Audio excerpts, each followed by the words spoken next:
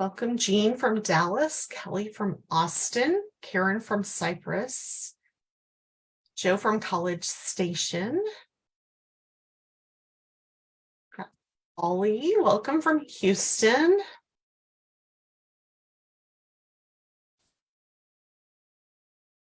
Glad to have you all, and I believe we are live now on Facebook, so we are good to go on that. All right, I have got 12:15, so we're going to go ahead and get started. Once again, I want to welcome all of you and thank you for joining us today for our webinar on what to do when students with disabilities are bullied at school. We're so glad to have each of you join us today. And let's make sure we have got closed captioning set up and we are good to go. All right. So again, welcome and thank you for joining us. My name is Stephanie McLaughlin. I'm the Training and Evaluation Specialist for Partners Resource Network. Partners Resource Network is the nonprofit agency that operates the Texas statewide network of parent training and information centers, or PTIs. PTIs are funded through the Department of Education Office of Special Education Programs. Here in Texas, we have 4 PTI projects known as PACT, PACT, and TEAM. And our mission at Partners Resource Network is to empower and support Texas families and individuals impacted by disabilities or special healthcare needs. And also joining us today from Partners Resource Network is our support specialist, Chelsea Rivas, and our technology specialist, Zach Hidalgo. If you're having any technical difficulties, reach out to Zach in the chat box and he will assist you with those. And for those of you that are needing a certificate of attendance for today, you will be receiving an email to thank you for joining our webinar. If you follow the link in the email, you can get your certificate of attendance. At the end of today's session, we will have a time for question and answers. If you're joining us on Zoom, please put your questions in the Q&A box. And if you're joining us on Facebook, you can type your answers in the comments and I'll be sure, or your questions in the comments, and I'll be sure and get those. We are recording today's webinar and the recording will be available on our website at prntexas.org and also on our Facebook page. So I want to go ahead and get everything turned over to our speaker, give her as much time as possible. So today our special presenter is Colleen Potts. Colleen currently serves as the supervising attorney for the education team at Disability Rights Texas. She oversees a statewide team of advocates and attorneys. Before practicing law, she earned her Bachelor's of Arts in Psychology from the University of New Mexico and her Master's of Arts in Marriage and Family Therapy from Friends University. Colleen was a practicing marriage and family therapist at a family preservation agency and had her own private practice prior to attending law school. Colleen earned her JD from Texas Tech School of Law, where she served on the Board of Barristers as Vice President of the Texas Tech Health Lawyers Association and on the National Mock Trial Team. Colleen earned awards such as Advanced Moot Court Best Oralist, Advanced Mock Trial Best Oralist, Moot Court Best Oralist, and Cali Awards in Bioethics, Healthcare Bioethics, Mediation, and Criminal Practice Skills. After law school, Colleen earned an Equal Justice Works Fellowship, where she represented students with disabilities in the juvenile justice and juvenile probation systems on education issues. While at Disability Rights Texas, Colleen has represented students in hundreds of districts across the state and has presented at conferences locally, as well as at the state and national level. Colleen, we are so happy to have you join us today, and I am going to turn everything over to you, let you share your screen and present for us. Thanks again. All right, thank you. Let's see if I can get the share screen here. Beginning. And then this is always the hardest part, right? Well, welcome everybody, and thank you for joining me today. I appreciate the opportunity to come and speak about this topic. It's certainly something that's near and dear to all of our hearts here at Disability Rights Texas. Bullying of students with disabilities, we get a lot of intakes from across the state and all different kinds. of districts about this, and certainly want to get information out to parents and service providers of what to do when somebody you love or somebody you work with is bullied at school. So real quickly, our mission at Disability Rights Texas as the protection and advocacy system for the state of Texas is to help people with disabilities make sure they understand their rights, exercise those rights, in the ultimate goal of just ensuring full participation in society. And that we work with students, young kids, we work with adults, we work with elderly Texans, lots of different areas of the law. If you want more information on what disability rights does, we've got a very thorough website that you can explore to take a look at all of the different good work that's going on across the state and in different areas of the law. So I thought what we'd talk about today is a little bit of, we think we know what bullying is, but making sure we're all on the same page about that definition, share some facts from across the nation and in Texas specifically, some that might surprise you, others that might not surprise you. We'll talk a little bit about prevention strategies, how to prevent bullying from happening in the first place. We're going to talk about best practices, and those best practices will be not only what the parent should do once the bullying has occurred, but then also what you should expect from the school district in response to bullying. And then, of course, we'll go over some federal and state guidance, go over some laws, and give you some ideas for remedies on how to report and ask for investigations into bullying. So first, let's just be sure we're all on the same page with the definition. This comes right out of our education code. The interesting thing about this definition is that it says a single significant act. So just take note that it doesn't have to necessarily be 3, 4, 5, 6, or 7 different bullying instances before it rises to the level of being reportable. You're gonna be sick of hearing me say it by the end of this hour, report every instance of bullying in writing. And so that's kind of backed up by our state law that says it could be a single significant act. And then the other thing in this that kind of speaks to me is that imbalance of power. So there has to be an imbalance of power between the person doing the bullying and the victim of the bullying. And then we end the slide with the famous word "and," so we're not done yet. We're going to say, and it has to have the effect or will have the effect of physical harm. And we're going to go through all the different kinds of bullying in a second. Again, it has to be sufficiently severe. It could be persistent. It could be multiple instances of bullying or pervasive enough to be intimidating or threatening and all of those things. Again, we'll talk more about all of those definitions. It could materially and substantially disrupt the education process. And that's where, as a student with a disability, there's a little bit more protections and some extra steps that we need to be sure parents know about in order to make sure that their rights under 504 or IDEA are protected. Obviously, bullying can infringe on the rights that we just talked about of the victim at school. And then also in the state of Texas, we kind of have a special rule even for cyberbullying that we'll go over in a little bit. But first, let's talk about the different kinds of bullying. We've got 2 modalities, direct and indirect. Direct is pretty obvious. Direct is what I think of when I hear bullying, that it's physical, that person is right there in the presence of the bully. Sorry, I messed up, didn't I? There we go. And so that's kind of typically what you think of when you think of bullying, that direct bullying. Then there could be indirect. And studies show that school-age girls are more likely to be indirectly bullied. Those are things like spreading rumors, trying to tarnish a person's reputation, all of the things that don't necessarily have to have the victim of bullying present at the time of the bullying. There can be physical, relational, damage to property, and cyberbullying. Oh, and I forgot verbal. Verbal, physical, kind of obvious, all of the different definitions that go along with that. And then relational is a little bit different. That's kind of like the indirect bullying we just talked about. So it's trying to damage relationships or trying to damage reputations. That's what's relational bullying. And then damage to property is pretty obvious. And then cyberbullying, that's what we're going to talk a little bit about next, because I think cyberbullying, I mean, it's definitely on the rise. We've seen a change in the percentages of reporting of cyberbullying. They've gone from 18 to 37%, and that 37% is from 2019.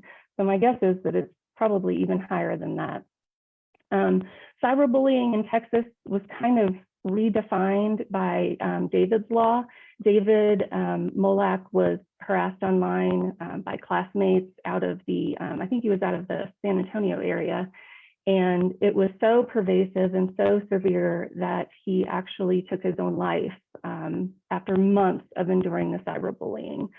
And so what David's Law does is it expands the definition of cyberbullying to off-campus. So you, like the slide says, you could be using a family laptop at home, and there could be Snapchats, Instagrams, Facebooks of students at school teasing, harassing, threatening a student and cyberbullying can cover students without disabilities too. So it's not happening on school property, and it's not even happening on school equipment, but that's still covered under cyberbullying as defined by David's Law. David's Law makes reporting a little bit easier. If you've had students in school for a while, you've probably seen different websites, phone numbers, social media posts talking about how to report bullying. It's gotten a lot easier to report bullying in our schools, and part of that is because of the changes that David's Law made. And then there's a notice requirement to cyberbullying as well, and that notice requirement is both for the student's parents that's being bullied, and then also the bullyer's parents. There has to be notice, and there's a little bit of difference in notice. The alleged victim's parents need to be notified on or before the third school day, but the bully's parents only need to be notified within a reasonable amount of time.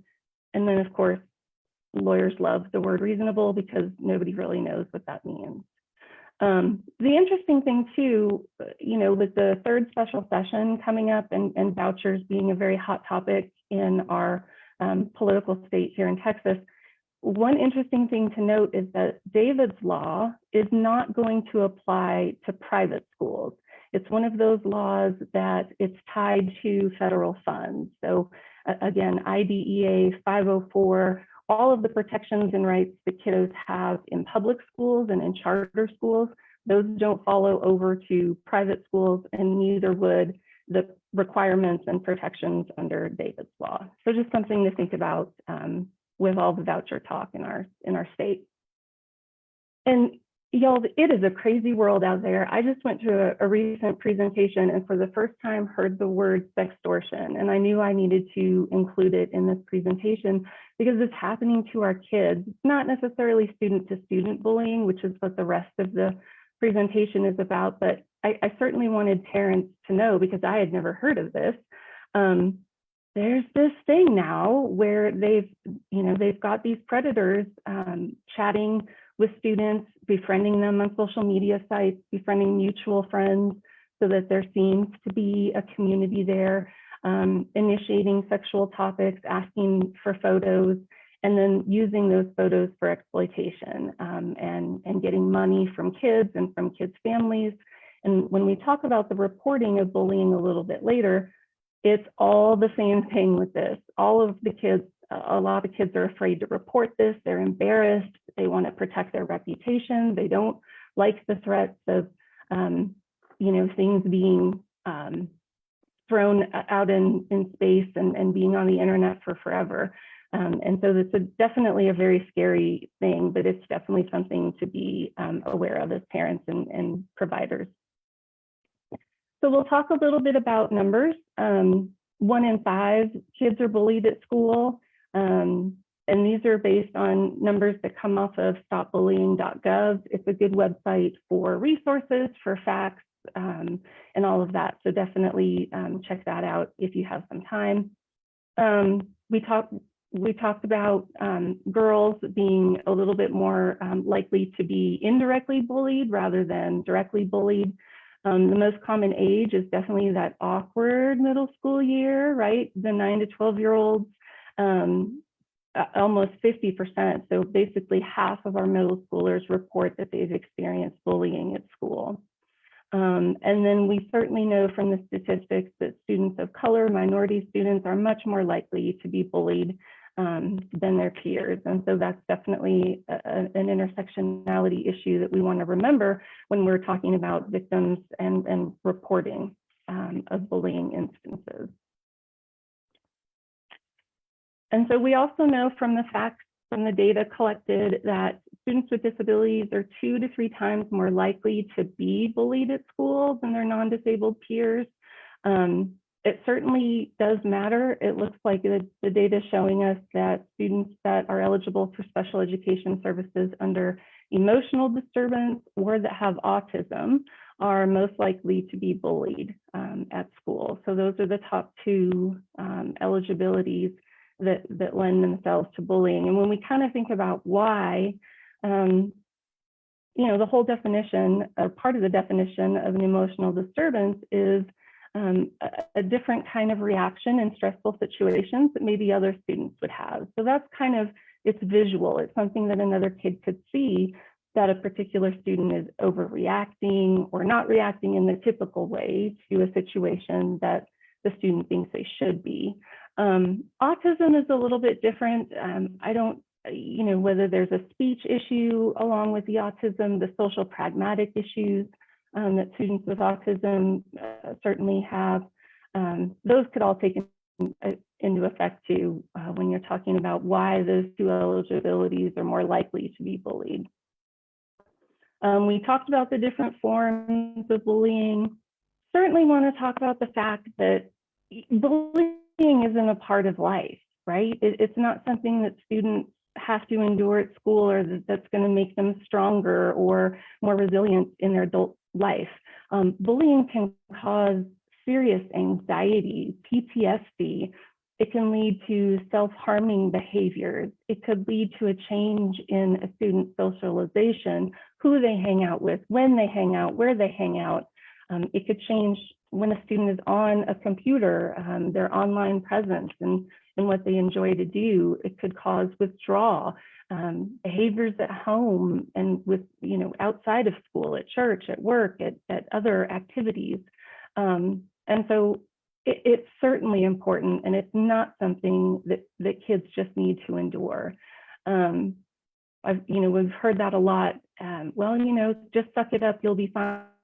We're done with those days. We're definitely past all of that. I do want to encourage you that adult and peer interventions matter. It's reported that 50% of bullying stops right in the tracks when another peer, a third person, gets involved and calls out the bullying instance. So the power of peers is very evident in bullying situations. Just a rational kid that steps in the situation and says, hey, wait, this isn't right. I don't like what's going on. Y'all stop. And then certainly adult intervention. We want to be sure that when parents are talking to kids about bullying, they're asking specific questions. They're not getting mad at the victim. It's really just getting information and encouraging them to either self-report or work with the parent to report it to somebody who's in charge and is a trusted adult at the school, and kind of teaching them the process of doing that report, being kind of a teammate for that. The other thing that, you know, we want to be sure that parents or providers, when you're talking to kids that are bullied, they might not want to talk about it at first, and, you know, not pushing the issue, understanding all the emotions that go behind, that are behind being bullied, and what that feels like, and how that child is experiencing those behaviors. It's never the child's responsibility to fix the bullying situation. So anytime you're working with a victim of bullying, you want to let them know, again, that you're on their team and you're there to help them, and you're there to give them the right opportunities to report the bullying, hold the right people accountable, and teach them how to do that. That's the best way an adult can interact with a student that's being bullied. Self-advocacy is crucial. Again, teaching kids, hey, you don't have to deal with this. This isn't normal. It's okay to feel scared. It's okay to feel frustrated. It's okay to be mad. But what are we going to do about it? Who are we going to tell? Who are we going to ask for help? And kind of walking them through that process, teaching them how to self-advocate so that if it happens again, they're more likely to report. Because we know that students with disabilities report bullying a lot less than non-disabled peers. Again, a lot of issues are behind that, whether that's communication issues, whether that's not knowing that they're being bullied, if they don't have a correct understanding of how friendship works, maybe somebody just paying them attention, even if it's negative, feels good because they're getting that peer attention. And so we really want to focus on that self-advocacy piece so that students with disabilities know how and when to stand up for themselves, but then how and when to ask for help from an adult. And then certainly letting them know and letting parents know too, that there is help. A parent and a student don't have to face this alone. There's a lot of different resources that we'll talk about a little bit later, but certainly want everybody to know that if bullying is happening, you're not alone. And just as statistics tell you, you're not alone, because there are a lot of students that unfortunately are being bullied every day at school. So I had to add this slide. We're seeing more intakes from across the state about this intersectionality of LGBTQ students who also have disabilities and are victims of bullying. And so when I looked at the numbers, these are from 2019, so I can only imagine that they're a little bit higher. But 70% of LGBTQ students were verbally bullied, and the numbers are just staggering to me. We know that almost 30% of LGBTQ students that are physically bullied, cyberbullying, they're more likely to be victims of. And then the saddest statistic to me is almost 60% of those students feel unsafe at school, just because of their sexual orientation or their gender expression or their gender.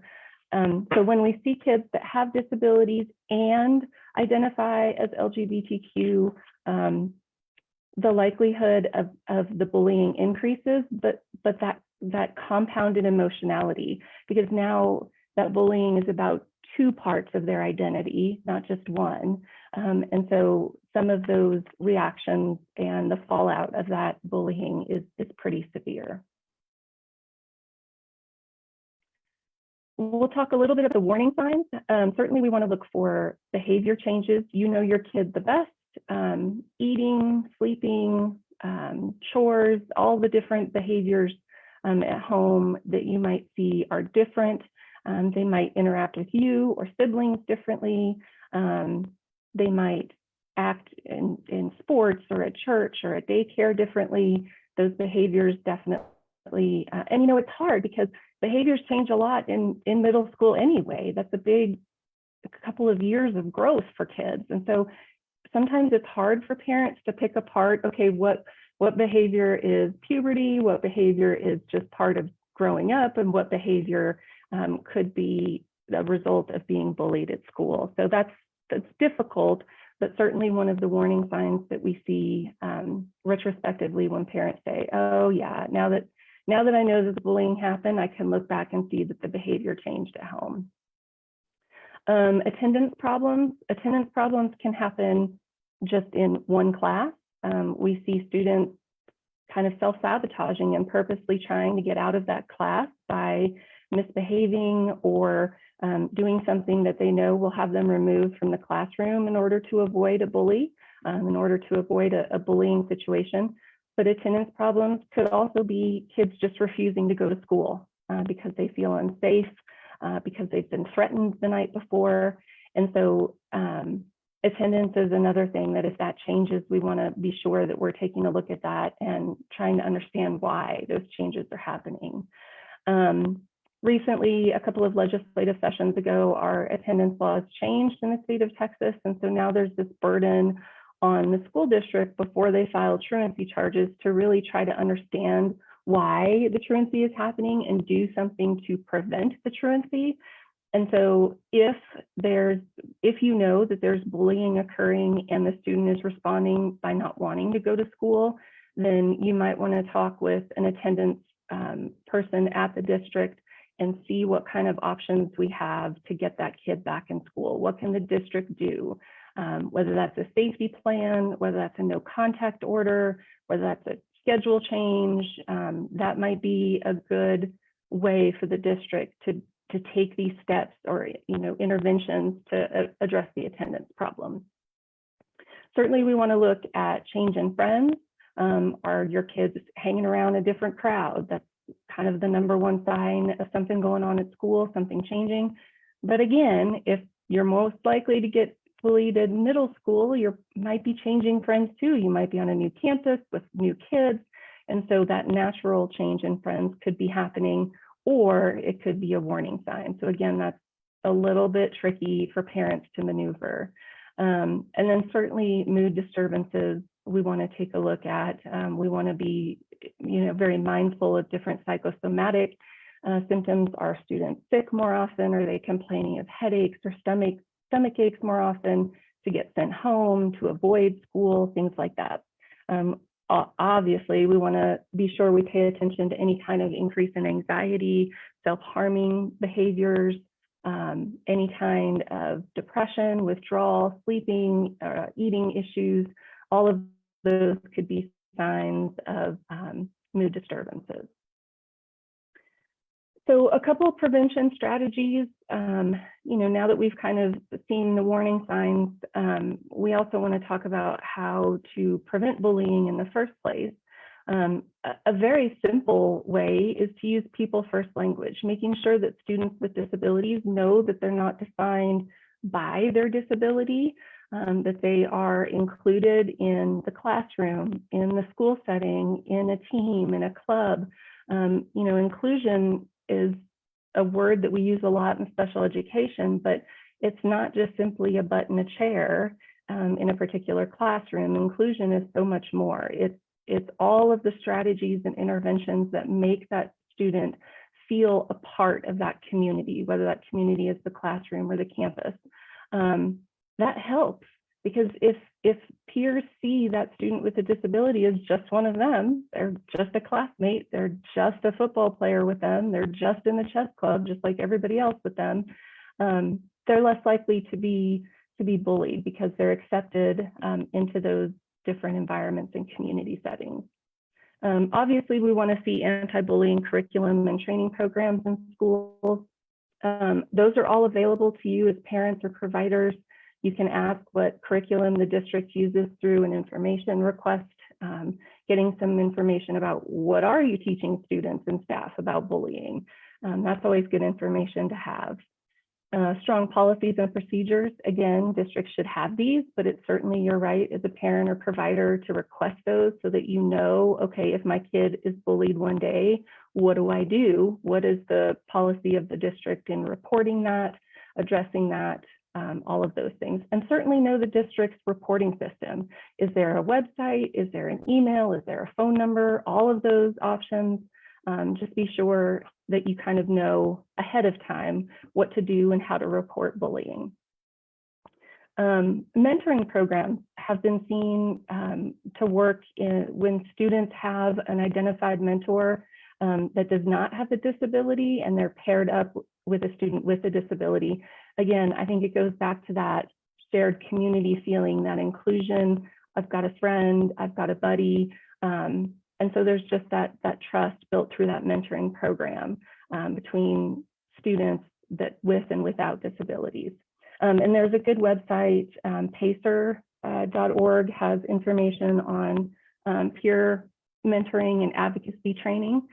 So that's a good resource that you can get some more information if you're interested in starting a program like that on your campus, or encouraging your campus administration to invest in that. Of course, we love positive behavioral supports and special education. We want to be sure that all students are rewarded for modeling appropriate behaviors, for helping, for having integrity, all of the different buzzwords. But really, again, just showing appreciation for kids that respect the community that should be on a campus and in a classroom. And then, of course, we want to notify and include parents.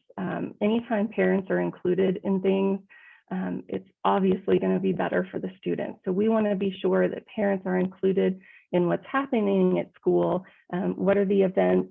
Who are the players? Who are the teachers? Who are the people that are around your kid every day? You know, I'm guilty of asking the question for years, how was your day at the end of the school day? And like clockwork, my student used to say, fine. What did you learn? Nothing. Okay, glad you had a good day.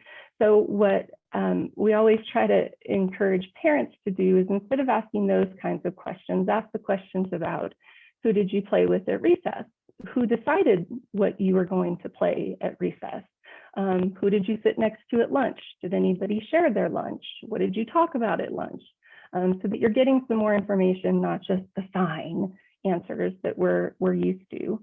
I used to play a game with my son when he would come home from school. We do the high-low game.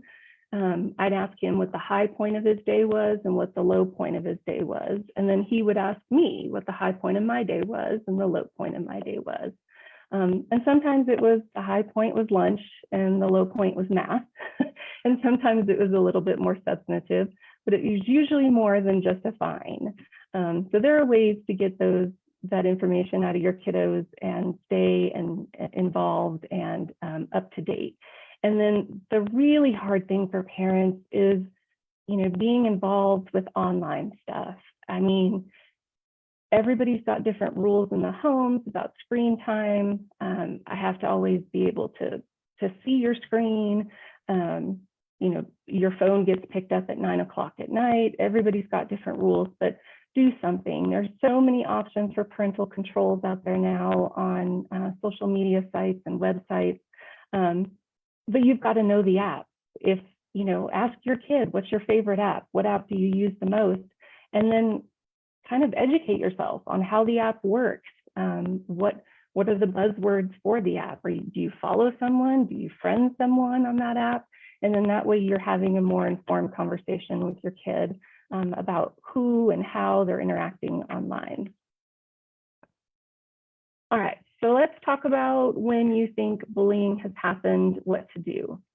Well, first, again, I know you're going to hear it a million times as we go through this presentation, but notify the school in writing.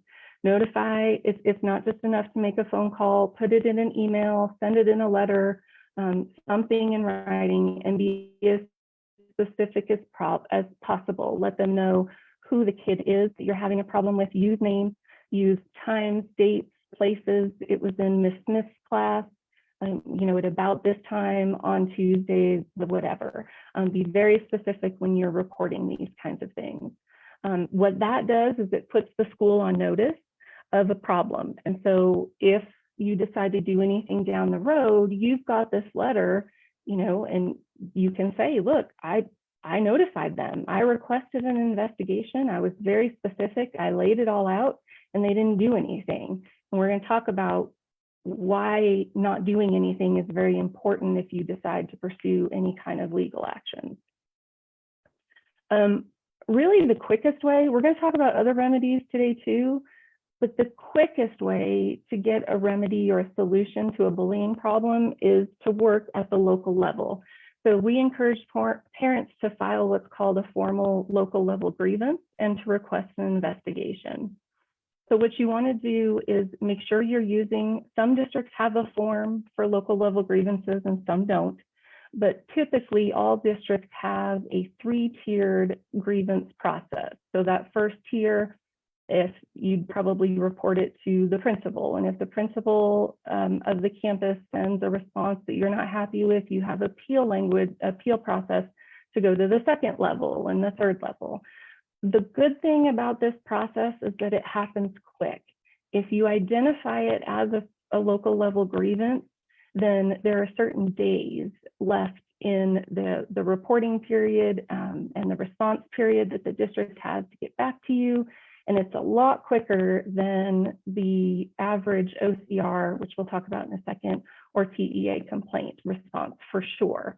So this is a great first step for parents to use to report bullying and request an investigation. You certainly want to follow up after you report it and after you put that in writing to be sure that the investigation is followed. And then when the investigation is complete, you can request a redacted report. I know that a lot of times parents get frustrated because they're like, I reported it and I heard that they investigated it, but I have no idea what happened. All I know is that the kid that bullied my son is still in math class with them. And so when you get a redacted report, you're still not going to know a lot about what you want to know. You're not going to find out if the other student was disciplined because the district cannot release that information to you due to privacy laws. But you could at least see that on this day, 3 witnesses whose names are blacked out were questioned, you know, and their statements were taken and reviewed. You're going to know if they pulled camera footage to review the incident. You're going to know how they investigated it. You're just not going to know all of the details that I know you want. So definitely request that investigation and follow up with the outcome of that. Just to let you know that on our website, we do have a handout on school complaints, and that has a little bit more information on the local level grievance process and that 3-tiered system that's in most of the districts across the state. Then we also have a handout on our website about the rights of students that are bullied in school, and it's a little bit backwards, I know, but if you are a victim of bullying, you have the right to request a transfer to a different campus. To me, that's backwards because as the victim of bullying, to then undergo a change to a new campus seems a little arduous, but that's one of the options that parents have, is that they can request a transfer because of the bullying to another campus within the district. In a lot of places in the state, that's not going to work because of our rural districts where maybe there isn't another middle school to go to. Maybe there's only one high school in the district. So that doesn't work for everybody, but certainly know that it's an option that's out there for you. Some bullying can rise to the level of an actual criminal intervention. And so if you feel like it rises to the level that a crime was committed, parents and providers certainly have the option to request police involvement and get them to investigate and take statements and do their thing. And that could be either if the school has their own internal police department, or if the school contracts with the city police department. Just know who your school works with, and that's who you would file a complaint with. More than likely, it's going to be, in most districts, it'll be an internal police department. And if you're not sure, like, does it rise to the level of being criminal? I don't know. I say do both. Report it to the school and report it to the police, and let the police tell you whether or not it rises to the level of being a criminal incident. So we'll talk a little bit about school responsibilities. Now that we've talked about parent responsibilities, we'll move into school responsibilities real quick. Obviously, we talked about the notification requirements. We want to make sure that schools are doing immediate and appropriate action to investigate. We can talk a little bit about, you know, what does immediate mean? What does appropriate mean? But again, those are words that nobody really knows what they mean. Everybody argues over their meaning, but what you should be able to count on from a district's response is that your request for an investigation is not put off for too long. You want to be sure that statements are taken before people's memories start fading. If there's any evidence like notes or documents to collect, you want to be sure that they still exist and that nobody's you know, thrown those away or deleted them. And then certainly appropriate action is you want a thorough investigation. You want to be sure that you ask for witness statements to be taken and cameras to be checked if there are cameras in the area. You want to be sure that that action is thorough and appropriate. Also, the other thing that's important to remember is that the school district's responsibility doesn't necessarily end after the investigation is complete. There should be follow-up because we know that there's a risk for retaliation against witnesses or against the victim of bullying. And we want to be sure that those people know that there are protections out there for them and what to do if they feel that they're being retaliated against, how to report that, how to make sure that they have an identified trusted adult that they could talk to if they're scared that because they made a statement, somebody is now harassing them. We certainly want to be sure that those check-ins, they could involve an increase in services. A lot of times after bullying occurs, there could be a child find issue where, maybe the student before wasn't struggling with anxiety that affected their educational performance, but now all of a sudden, because of this process, they can't get out of bed and make it to school, or they're having panic attacks in a certain classroom because of the memories of the bullying. And so the needs of students really could change through the bullying process, and that needs to be followed up on to prevent further bullying or retaliation. And then, of course, a school's responsibility is if in the process they find out that their policies and procedures or their bullying prevention program isn't doing enough, then they certainly have the responsibility to update those. Like we talked about, the policies and procedures must prohibit retaliation. Again, so if your student is being bullied and there's some self-defense involved, if it's reasonable self-defense, and again, what's the definition of reasonable? Nobody really knows, but they cannot impose a disciplinary measure on a victim that was reasonably defending themselves against a bully. And where we usually get into problems is that the reaction or the self-defense is not reasonable. It's escalated the situation, it's one step above, and then under the law, the district is allowed to discipline that student for unreasonably protecting themselves. And then, of course, we want to be sure that districts make available counseling services, and that counseling could be for the victim, it could be for witnesses, and it could also be for the aggressor. This presentation doesn't talk too much about when a student with a disability is the aggressor of bullying, but there are some protections and services that the school should be providing to the aggressor as well if there's a disability. So that's one responsibility, certainly for schools, that we want to hold them accountable to. Okay, so let's talk a little bit about the remedies for students with disabilities that find themselves in the middle of bullying. If your student is on a 504 plan, if your student is bullied because of race, if your student is bullied under Title IX, which would be gender, sexual identity, things like that, those all go to the Office of Civil Rights. And let me be clear that when you file an OCR complaint, you're filing against the district, not against the bully. So what you have to show OCR is that there was bullying, that there was intimidation or abusive behavior, but you also have to show that the district knew or should have known about it. And that's where that written letter comes into play. You want to be able to say, look, on this date, I sent this letter to this person and reported this, and they did nothing. Because what they're going to look for is what's called deliberate indifference.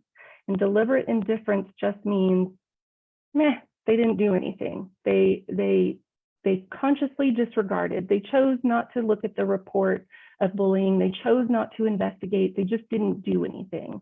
And so that letter and that report, that filing that the parent has saved will certainly help to show this is when the district was on notice, and as of this date, they still haven't done anything. And so then, and I forgot to mention, if your student is on a 504 plan and is being bullied, it could be that you need to call a new 504 meeting. And in that meeting, you might need to add accommodations, you might need to change a schedule, you might need to address, is this 504 plan enough? at this point now with new behaviors or new diagnoses or new manifestations of what's going on at school, certainly call a 504 meeting and talk about it and see if there are any extra things that need to be beefed up in that plan.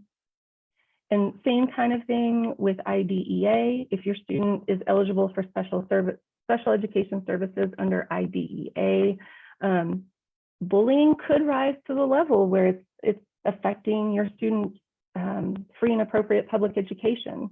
And so if that's the case, then same suggestion with 504, call an ARD meeting and say, this bullying is so bad that it's really impacting my student's right to a FAPE, and they're no longer receiving that meaningful education benefit out of the IEP.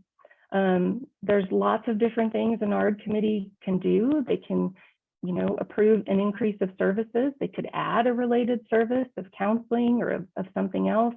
They can change schedules in ARD meetings. But the one thing we want to be careful about is that LRE requirement, that least restrictive environment requirement. Sometimes no contact or a stay away order from a bully can impact LRE if you're changing placements of students, not just classrooms, but placements of students. So all of that should be done through the ARD committee and not just at a principal's discretion. If your student receives services and has an IEP, you want to be sure it's done the right way and that you've got those protections for those remedies. And then I talked a little bit about that child sign trigger. Again, if your student's mental health has suffered because of the bullying, or there's a new diagnosis, a medication change, a need for counseling, all of those different things, they might need to be reevaluated. They might need updated data and assessments to let the district know what services are going to be appropriate now compared to before the bullying. And so there could be a child find issue. And again, that's why I completely advise parents of students with disabilities that are on an IEP to call an ARD meeting to be sure that that bullying doesn't impact the student's right to FAPE. Some remedies that are a little bit different from 504. If you want to complain about not just the bullying, but that the bullying has impacted your student's right to a FAPE, that's a TEA complaint. And just so that you know, on our website, we have a ton of information on how to file an OCR complaint, how to file a TEA complaint. Both are very, very parent friendly. OCR takes a very long time. We are very frustrated with OCR's timelines for investigations, but it's there as a remedy. And then some of the remedies on child sign or on IDEA complaints to TEA, you could ask for increased training to staff members to identify bullying or to prevent bullying. You can ask for compensatory education services and supports that your child missed out on because of absences or being pulled out of class because of the bullying. You can ask for, like we said, things about counseling and different related services like that. You can talk about that transfer in the ARD meeting if you want to transfer your victim to a different campus. And then certainly you can ask TEA in a complaint to reimburse for private school tuition. Not common, doesn't happen a lot, but certainly one of the remedies that TEA would consider. I put some resources on here for you. The one I didn't put on here, we talked a lot about David's Law. Davidslegacy.org, davidslegacy.org is where there's a lot of good forms. They have like a bullying checklist, like how to know if incidents and situations are rising to the level of bullying. And so that's really good to have as well. And that's davidslegacy.org.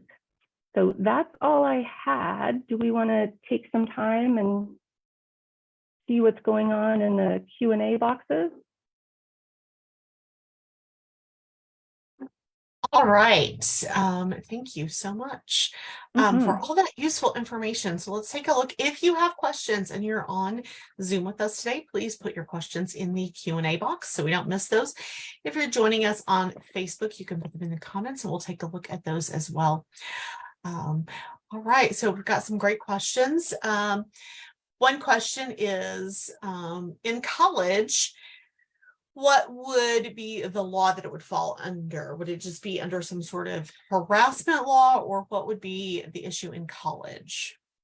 So if it depends on the kind of discrimination or the kind of bullying, if it's gender-based, sexual-based, or disability-based, then you still have the 504 option. So you would make a complaint to OCR, but you're right, it's not IDEA, so there's no TEA complaint for college students. It's only OCR complaint. And Right, they've got excellent. colleges too. I'm sorry, colleges too will have their own reporting system, forms, and all of that kind of stuff. So certainly be sure you're reporting it the right way, depending on the college or university. All right, excellent. Another question a parent asked, if there's a situation with bullying, could you request, as a parent, could you request that the bully be transferred to another school or to another room instead of your child? You can ask for anything, right? Under the law, the district doesn't have to transfer, doesn't have to grant a transfer for the bully, but transferring a student from class to class on the same campus happens a lot with no contact or stay away orders. So you might make an accommodation where if maybe they're in all separate classes, but you want to be sure they're not in the same hallway at the same time, you can request that your student be released from one class 3 minutes early and is able to get to their next class with nobody else in the hallway, so they're guaranteed not to run into the bully. Be able to use a nurse's restroom instead of the public restroom at the end of the hallway where everybody goes in passing period. So different things like that you can request, but chances are a district's not going to mandate or absolutely move a bully to a different campus. All right, excellent. So a great question. What guidance or advice would you give on a parent of a child being bullied contacting the parents of the bullies? Oh, man. I don't know. I mean, that could end horribly or that could be very useful depending on the other parents, the relationship that you have with them. I certainly would be sure I'm getting everything in writing to the school first, because I think that by you getting your story ahead of the game to the people that are in charge, and it's in writing, they already know the situation, regardless of what happens, whether or not you choose to meet with the other family, you've kind of protected what your story is and what's really going on and what you're reporting in writing. I would advise you to stay with the formalized process. It's there for a reason. And maybe if talking with the other parents is part of the resolution that a principal wants to mediate or something, maybe that's an option. Excellent. Oh, here's a great question. So if you're concerned that there could be bullying, could parents ask for a camera in a classroom? Great question. So we could spend a whole other hour talking about cameras in the classroom. And a typical lawyer answer I'm going to give you is it depends. In the state of Texas, there are certain classrooms that do meet the standard for cameras in the classroom, which is a special education bill in the Texas Education Code, but that classroom has to qualify. So over 50% of the students in that room have to receive more than 50% of their day through special education services. So that kind of limits the amount of classrooms that are covered under that law. But it certainly, if you think your child's classroom might meet that standard, then every school has a form that you fill out to request cameras in the classroom. Fill out that form and turn it in. And if that classroom doesn't qualify, you're going to get that notice back from the school that the classroom doesn't qualify and why. And there might be cameras in the hallways, there might be cameras in the cafeteria, out in main areas that could capture incidents in addition to the cameras in the classroom special education law. And Colleen, I believe that your website at Disability Rights Texas has great information on that, don't they? We do. We have a whole handout about cameras in the classroom, how to ask for them, what needs to be captured, how to request a video recording. We've got all of that, yep, on our website. Absolutely. Thank you. Oh, we've got a couple of questions very similar in nature. So what can you do, or what can parents do when the bully is a teacher or another parent? So they're an adult and not a child. Okay. So the answer is a little bit different if it's a staff member or if it's just another parent. If it's a staff member, you have the same local level grievance option. You would just be grieving the staff member that's involved in the bullying. So if it's a teacher or an aide, let's say, you would still follow that local level grievance procedure and make a complaint and file that with the principal, let's say. And then that's that same 3-tiered process that you would go through. That's what I would suggest. If it's something that rises to the level of abuse or neglect, then don't forget you've got your CPS option, you've got your police involvement option, and if it's a teacher or administrator or somebody like that, you've also got your State Board of Educator certification complaint, so SBEC. And again, we have all of this information, how to do each one of those that I just talked about on our website on what we call a school complaint handout. So you'll get all the information about all those different options.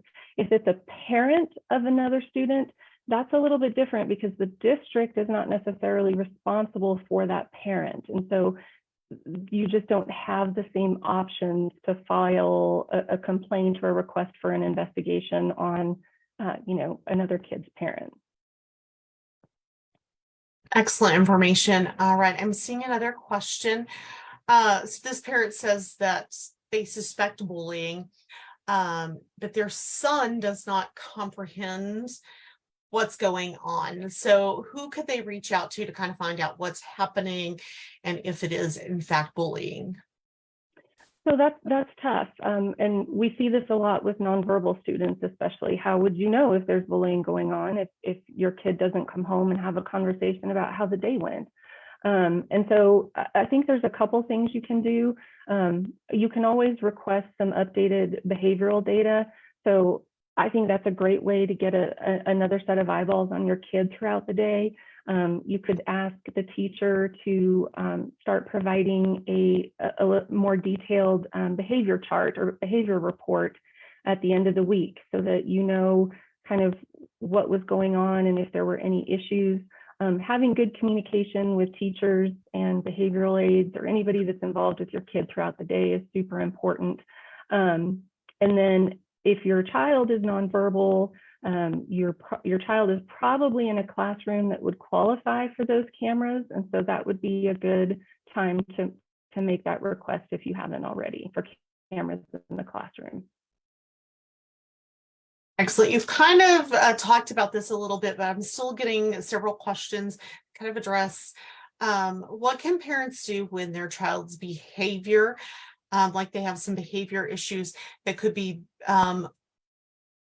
causing more bullying? Kids are picking on them or laughing at them because their behavior is different than others. So what other advice do you have for those parents? Well, definitely report it. If you know it's happening, definitely report it. But then those are the instances where, it's going to depend. Have the conversation with your ARD committee. See if you need an updated functional behavior assessment so that you can capture data on how those behaviors are changing, in what situations, how severe those changes in behaviors are, and you can make a behavior plan in response to that FBA.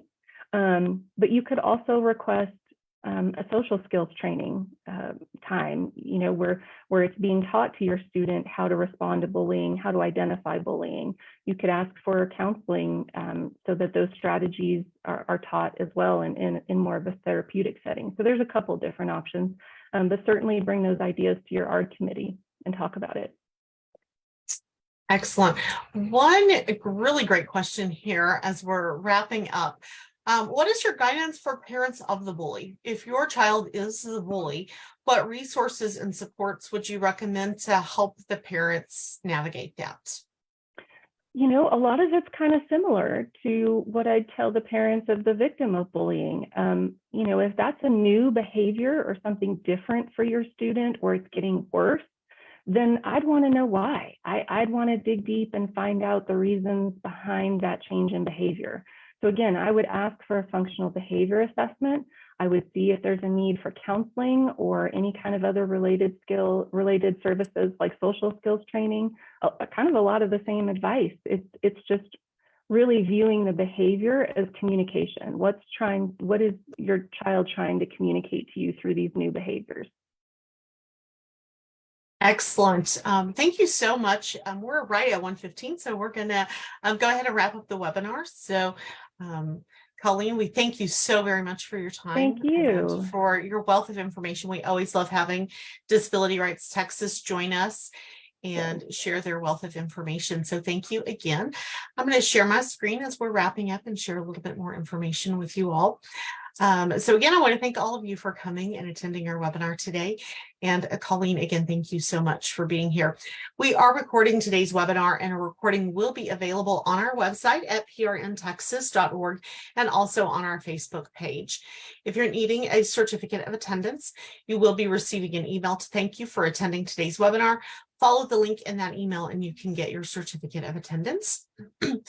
October is a busy month for us here at Partners Resource Network, and we've got some webinars coming up that I want to share with you next week. So on next Tuesday, October 10th, we've got Partnering to Support Struggling Writers with Nancy Desterlich-Hannigan from Dyslexia Connects.